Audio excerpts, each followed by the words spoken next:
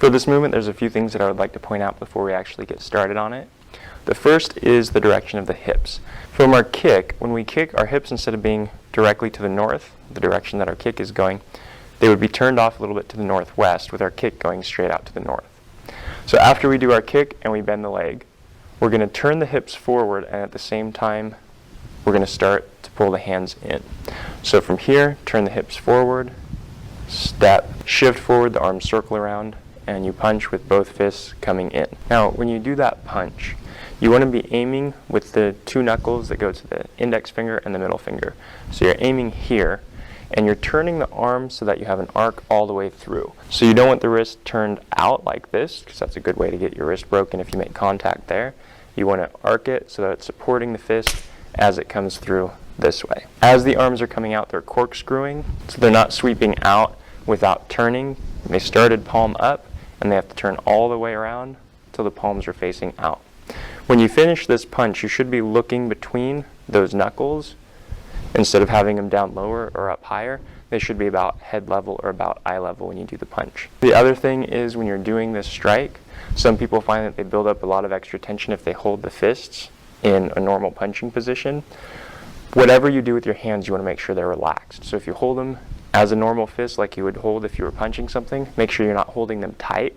You should be relaxed with that, doing the punch. A very common way of doing this is holding the hands so that the thumb is touching the index and middle finger tips on both hands, so you have those circles almost like you're making binoculars out of your hands, and they're relaxed, and you're still aiming with the same two knuckles, but instead of holding a clenched fist, you're opening the hand out a little bit, and that allows you to relax a little bit more as you go through that motion. Now I'm going to demonstrate as if I had started the form facing you.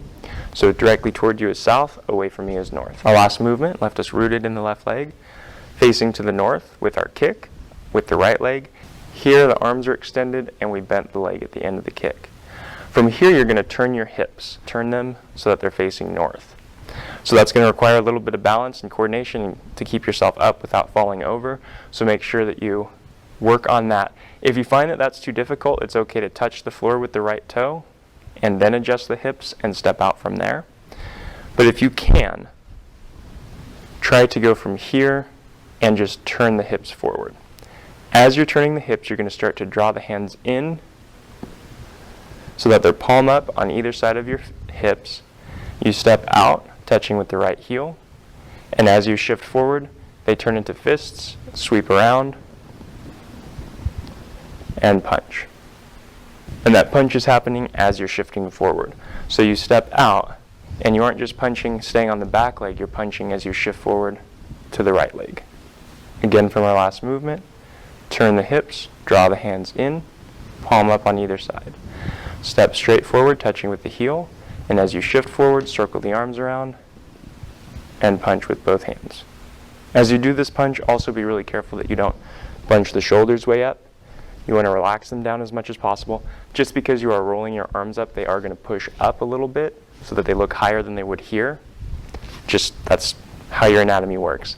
But you don't want to add tension to that by pushing them up higher than they need to be. So when you get there, try to relax them down and see if you had any extra tension while you were bringing that punch out. Then you can watch it next time that you go through the movement and try to leave it out so that you don't have this going on.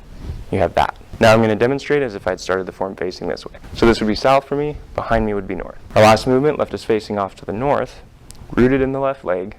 We just kicked with the right, and we bent it from the kick. From here, my hips are facing to the northwest, so I want to turn them forward, and as I turn them forward, I start to bring the hands in, palm up to either side of the hips. I step straight forward to the north with the right foot touching with the heel. As I shift forward, I punch. Now here, be really careful that you're not doing this, trying to get that punch out farther. You want to keep your back straight. You can tilt it a little bit as you go into this, but you don't want to be leaning way out, away from your base, away from your center. So as you shift forward, you want to finish here, not here. Again, from our last movement, facing to the north. Our hips are off to the northwest. From here, we're going to turn the hips forward to the north, bringing the hands in, step straight out, touching with the right heel.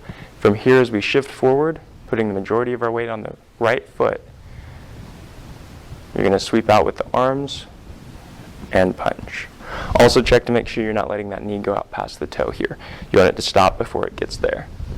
Now I'm going to demonstrate as if I'd started the form facing away from you. So directly away from you would be south, toward you would be north. Our last movement left us rooted in the left leg. Here we had just kicked with the right. Our hips are facing to the northwest, so we're going to start to turn them forward facing the north and pull the hands in. From here you're going to step out to the north with the right foot, making sure it stays on the proper side of the center line. Don't put it over here. Keep it on the right side of the center line. And as you shift forward, the arms sweep out and punch. Again, from our last movement, turn the hips toward the north, pulling the hands in to either side of the hips, palm up. Step with the right heel. As you shift forward, sweep the arms around and punch out. Making sure the shoulders are relaxed, not up here, down here. Now I'm going to demonstrate as if I had started the form facing this way. So this is south, over here is north. Again, our last movement left us facing to the north, rooted in the left leg. We just kicked with the right. Hips are off to the northwest. From here we're going to turn the hips toward the north, pulling the hands in. Step straight out with the right heel. And as you shift forward, circle the arms around and punch.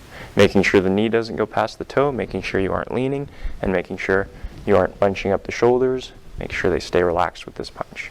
Again, from our last movement, turn the hips to the north, pulling the hands in, palm up next to either side of your hips. Step forward with the right foot, shift, and punch. That's all that there is to this movement. It's really not very complicated. The most difficult part that most people find with this one is turning the hips while you're staying on one foot. So it's okay, remember, when you're here, when you're going to turn the hips, it's okay to set the foot down on the toe. Try to keep the weight rooted in the left leg, but you can put that one there for balance if you need it. Then you can turn your hips. Then from there, step forward, shift, and punch. As always, I hope you found this video very helpful. Thank you for watching.